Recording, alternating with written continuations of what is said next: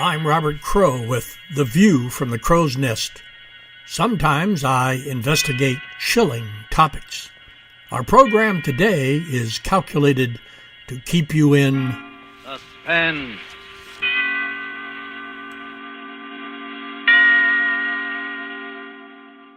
The cinematography is spectacular in today's movies and television shows. Beautiful colors, exotic scenery, breathtaking stunts. Well, it's a great experience. I like it. It's almost as good as what our minds can create. Now, I'm not going to argue that old-time radio shows were better when our minds created the faces and places. But some of the programs were vivid and placed us in the middle of the action.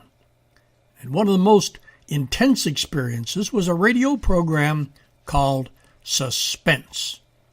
For 20 years, the CBS radio program Suspense provided mystery and intrigue for the listening public. In addition to the excellent scripts, the producers enlisted some of the top names in entertainment. The stories almost always featured everyday people who were thrust into difficult situations, sometimes by fate, but usually by their own motives. Often the story provided a surprise twist at the end.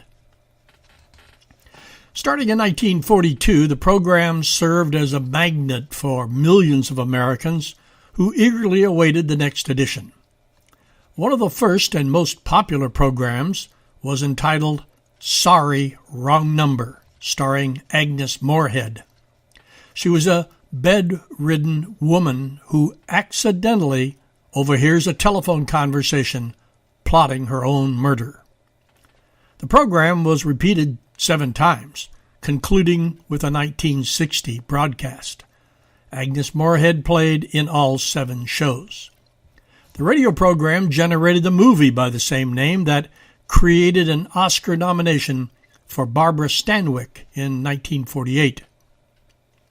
Another classic edition of Suspense was Lucille Fletcher's The Hitchhiker, a story of a young man traveling across the United States and being pursued by death. The major sponsors over the program run were Roma Wines and Autolite Spark Plugs. Harlow Wilcox served as the announcer for many years. Some of the episodes included such stories as these.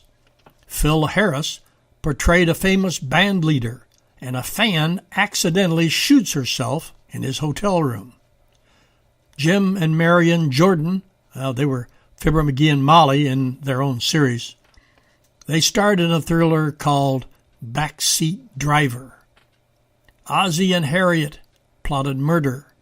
Frank Sinatra was a psychopath. Jack Benny was a schemer, and Lucille Ball a murderess. Other programs included such names as Orson Welles, Humphrey Bogart, Joseph Cotton, Henry Fonda, and Cary Grant. A total of 945 episodes provided the weekly menu of mystery, suspicion, and dangerous adventure.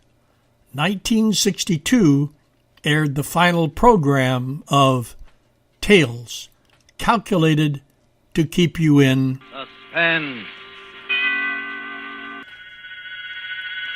The only surprise about today's program is whether we will ever try this again on another random topic. I'm Robert Crowe with The View from the Crow's Nest.